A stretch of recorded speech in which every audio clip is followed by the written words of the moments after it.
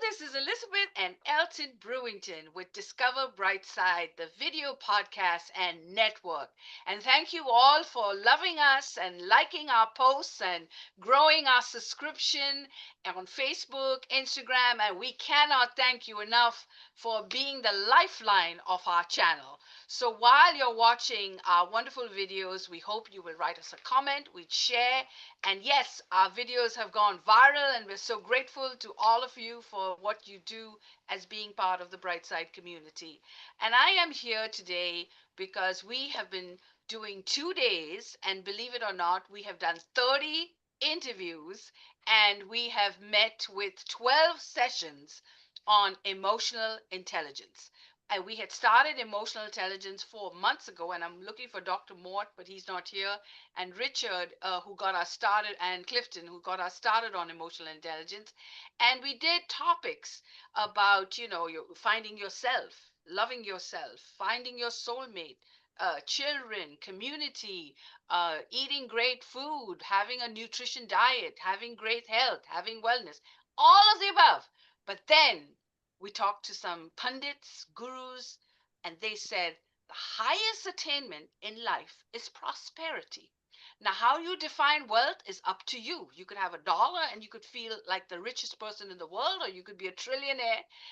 But whatever it is that you define yourself as being prosperous in your lifetime, if you've achieved prosperity, then you have reached your peak of living.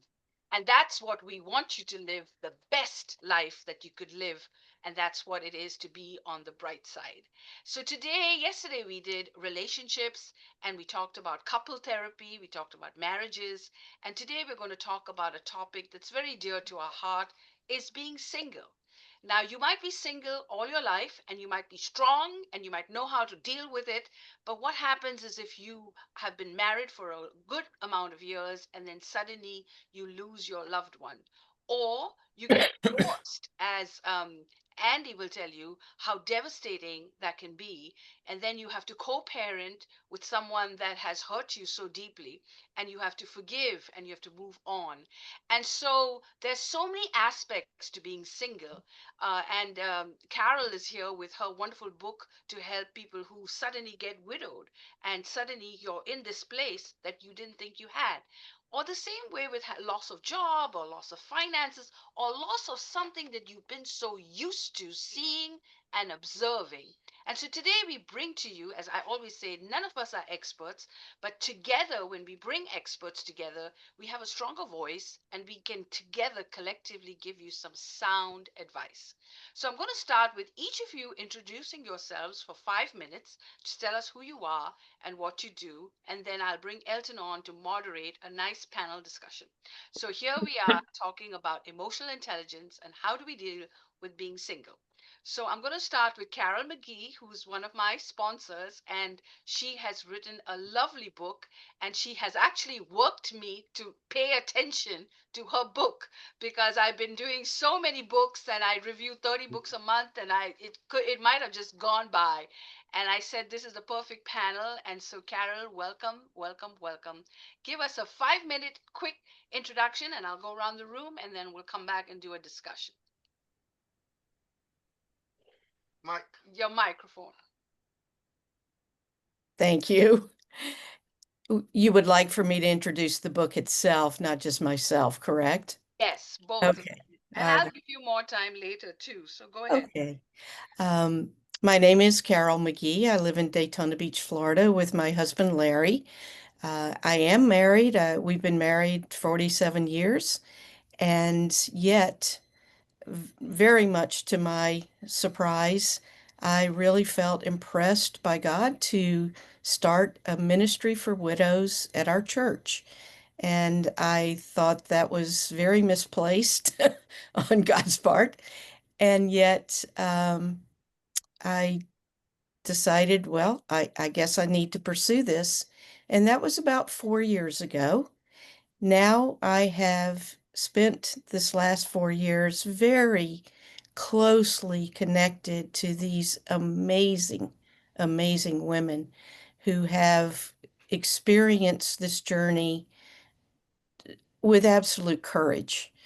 And what I have learned over this 4 years, I felt the need to share with other people like myself who have never experienced the journey of a widow, but who want to know how to best minister to and serve and be a friend to the widows in our lives. And Larry and I are at the age where many, many people are being widowed around us, but the average age for a person in the United States being widowed is 59. So it's relatively young. 2,800 widows are or women are widowed every single day in the United States. It's a real there's there's statistics that are just incredible. 50% of those widows are living in poverty and were not before their husband died. So there's so many secondary um, consequences to the widow's journey. The book that I wrote is called Becoming a Widow's Advocate. It's a booklet. It's about 90 pages, quick read. And I think the best thing to do is just let you know what the table of contents is because it's kind of a story from the widows I know. I interviewed them and I asked them to contribute to this book. So much of it is their quotes, their journey. So the first chapter is called Her Journey, which deals with the anger, the loneliness, the firsts, and something very critical called Widow's Fog.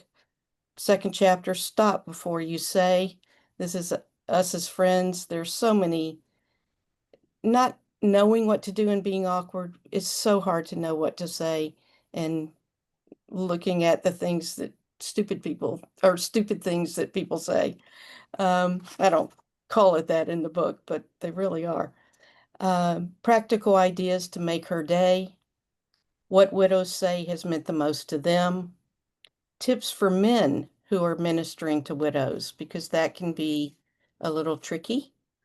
And then, to me, one of the most important parts of the booklet is a message to the churches.